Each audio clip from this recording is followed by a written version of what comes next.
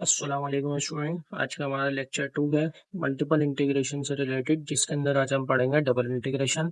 जो previous video है जिसके अंदर हमने पूरा इंट्रोडक्शन किया है मल्टीपल इंटीग्रेशन का।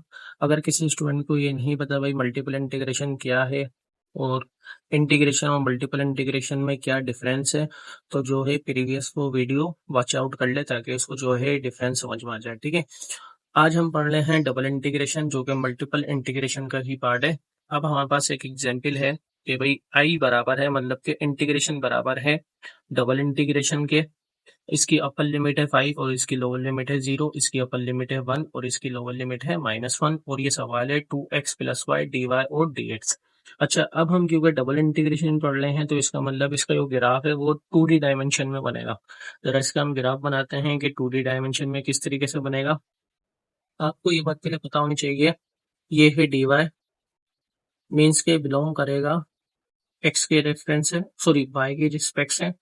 और ये डी एक्स है, ये बिलोंग करेगा एक्स की रिस्पेक्ट से। ठीक है, इसका मतलब ये है ये जो लिमिट दी हुई है वाई के लिए दी हुई है और ये जो लिमिट दी हुई है ये एक्स के लिए दी हुई है। ठीक है, ताकि इसको जब आप समझ लेंगे तो जो है आप ग्राफ को इजीली बना सकते हैं। अब ग्राफ किस तरीके से बनेगा,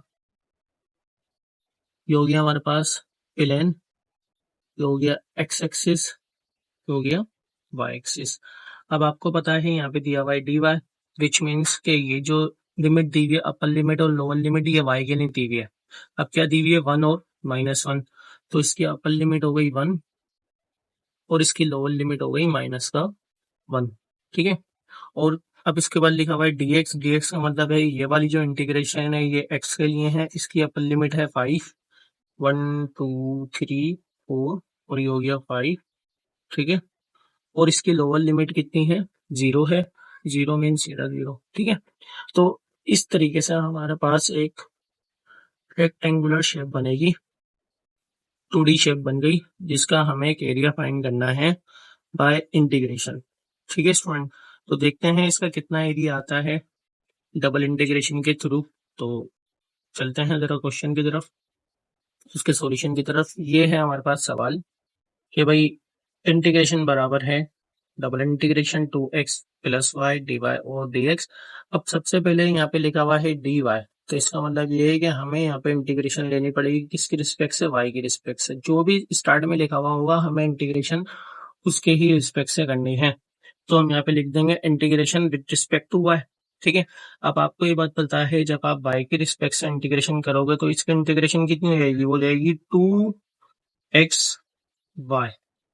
ठीक है, प्लस और इसकी इंटीग्रेशन कितनी हो जाएगी भाई, तो हो जाएगी वाई स्क्वायर अपॉन 2। ठीक है स्टूडेंट, और इसकी अब लिमिट कितनी दी हुई है भाई, 1 दी हुई है और लोअर लिमिट दी हुई है -1, तो हम लिमिट को इस तरह लगाते हैं 1 और -1। ठीक है, और dx का dx रहा, ये वाली लिमिट अपनी जगह पे रही। ठीक है, इसको हमने कुछ भी नहीं करा और लिख दिया +c। अब ये c आपको पता है हमेशा आता है इंटीग्रेशन के अंदर, तो हम इस c का लिख सकते हैं where c is arbitrary constant. ये कांस्टेंट है, पहले इसको हम रिमूव कर देंगे। फिर हम यहाँ पे क्या करेंगे, अप्लाई लिमिट कर देंगे। अब आपको पता है अप्लाई लिमिट हम कैसे करते हैं, upper limit minus lower limit.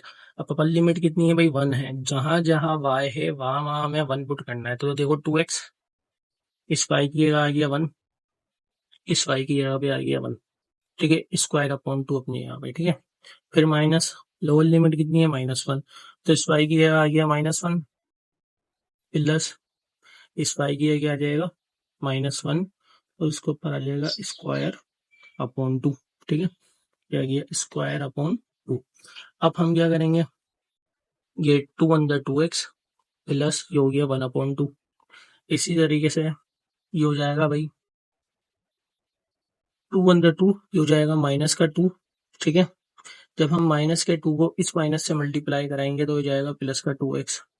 ठीक है स्टूडेंट, अच्छा भाई ये हो जाएगा 1/2, फिर माइनस प्लस माइनस का 1/2, तो ये प्लस का 1/2 और ये माइनस का 1/2 हो गया कैंसिल।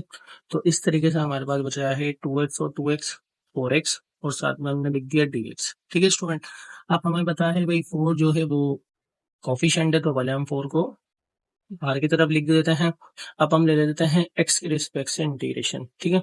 जब हम एक्स के रिस्पेक्ट से इंटीग्रेशन लेंगे तो जाएगा हमारे पास एक्स स्क्वायर अपॉन 2, और इसकी लिमिट कितनी है भाई 5 है, इसकी लोअर लिमिट कितनी है 0, और वही प्लस सी। अब आपको तो पता है भाई सी कांस्टेंट है, उसको भले आप रिमूव कर दो। ये हो गया भाई 2 1 जा 2, और ये हो गया 2 2 जा 4, तो यहाँ पे बचा सिर्फ 2। अब वही हम अप्लाई लिमिट करेंगे तो एक्स की आ जाएगा 5, मतलब पे 5 का स्क्वायर, फिर माइनस लोअर लिमिट कितनी है 0, तो जाएगा 0 का स्क्वायर, तो यह upper limit minus lower limit, तो 5 का स्क्वायर हो गया 25 को जब हम 2 से मल्टीप्लाई करेंगे तो हमारा आंसर आ जाएगा 50 यूनिट्स। इसका मतलब ये है कि ये जो हमारे पास जो 2D डायमेंशन जो हमने एक रेक्टेंगल बनाया है 2D का, इसका जो हमने जो एरिया फाइंड करा है उसकी इंटीग्रेशन हमारे पास 50 यूनिट्स आई है, मतलब उसका जो एरिया आया है वो 50 आया। ठीक है स्टूडेंट, तो इस तरीके से हम डबल इंटीग्रेशन को सॉल्व करते हैं, जिससे हम 2D डायमेंशन में जो भी एरिया होता है उसको हम फाइंड करते हैं। ठीक है।